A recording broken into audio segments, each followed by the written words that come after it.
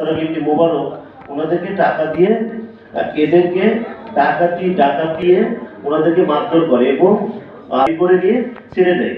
এটা আমার চোখের সামনে 2-3 বার আসে। অনেকগুলো দেখতে দেখতে তারপরে আমি আর ক্লায়েন্ট এখানে কোনো ক্লায়েন্ট দিই নাই। আমার 2টা ক্লায়েন্ট, আমার নিজের চাচা, ওনার 5.5 লাখ টাকা যেটার মূল কেন্দ্র।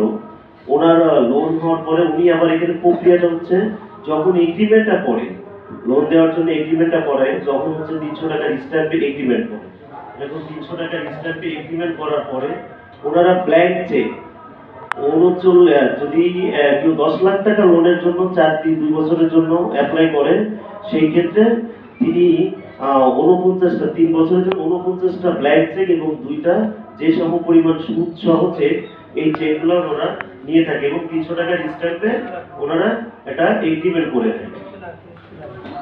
এরপরে যখন হচ্ছে আমি দেখলাম যে না, এখানে আসলে ক্লায়েন্ট দেওয়া যাবে না, আমি তখন 2টা ক্লায়েন্ট ছিলাম, আমার এক ভাই, খালাতো আপা হচ্ছে আমার চাচা।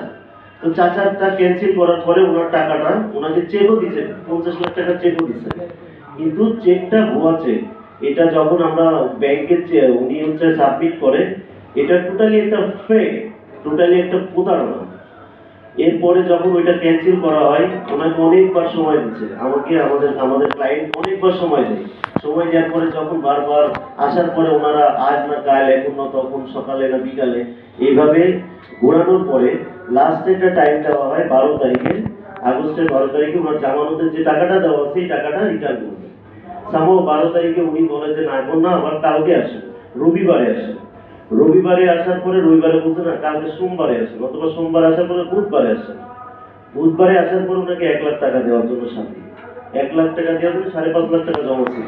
ওই 1 লাখ টাকা দেওয়ার জন্য সাথে তখন উনি এটা নিতে অরাজি, কিন্তু এখানে নিতে চাই নাই। পরে ওখানকার এখন তৎকালীন কিছু ছাত্র দলের পোলাপান আছে, ছাত্রলীগ, এখন ছাত্রলীগের কিছু পোলাপান হোসেন নামে, এদের দিয়ে আমার কাকার সাথে খুব খারাপ মিসবিহেভ করা হয়।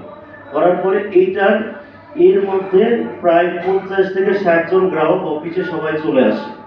আসার পরে গত 21 তারিখে এই ঘটনাটা, 21 তারিখে সবাই চলে আসে। আসার পরে তাদের অফিসার, জিএম সাহেব, জালাল সাহেব এবং স্টাফে সবাই তাদেরকে অফিসে আটক রাখে বলতে কি, সবাই তাদেরকে রেখে দেয় যে আপনার এমডিকে আমাদের সামনে নিয়ে আসেন। এমডির সাথে অনেকবার এমডি হচ্ছে মোবারক সাহেব, ইনি এমডি সাহেব আসার পরে আসে না। এমডি সাহেবের আনার জন্য অনেকভাবে বলা হয়, তার সাথে যোগাযোগ করা হয়, সেটি ভয় ভীতি দেখায়, অফিসে কিছু পোলাপান পাঠায়, এইভাবে চলতে থাকে। তারপর রাত 12টার পরে 6টা জাতীয় মিডিয়া আপনার হচ্ছে নিউজ 24, ইনি হচ্ছে 1 ঘন্টা লাইভ দেখায় টোটাল কুকর্মী আপনাদেরকে অবগত।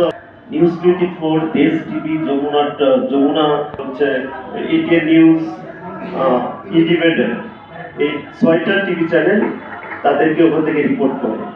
ইনার নামে দুদুকে অনেকগুলো মামলা আছে এবং আপনার হচ্ছে ওনার নামে 13টা মামলা আছে। 13টা মামলা কিছুদিন আগেও জেল খেটে আসছে।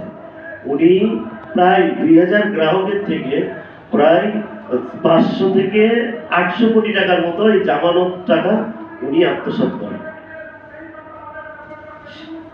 এই পরিপ্রেক্ষিতে ওই 22 তারিখের ঘটনার পরিপ্রেক্ষিতে ওনার সাথে যোগাযোগ করা হয়। যোগাযোগ করার পরে উনি বলে যে না, আপনাদের সাথে আমরা রবিবারে বলবো। ওই দিনকে যে সামিয়া রহমান আস্থা, উনি আমাদেরকে একটা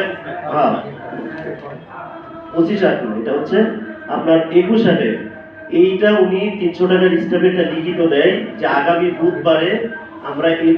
রবিবারে এমডি সাহেব আপনাদেরকে সমস্ত যে ক্লায়েন্টের যে আমরা লিস্ট করা হয়েছিল, এই ক্লায়েন্টগুলোদের আপনাদের টাকাটা আমরা ব্যাক করব।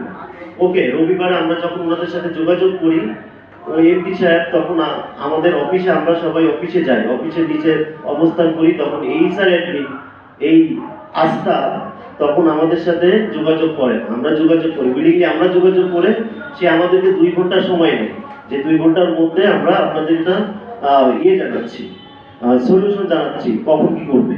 তখন এমডির সাথে 2 ঘন্টা পরে কথাগুলো জানাই যে মঙ্গলবারে আপনাদেরকে টাইম দেওয়া হবে, বুধবারে এমডি সাহেব আপনাদের সাথে বসবে।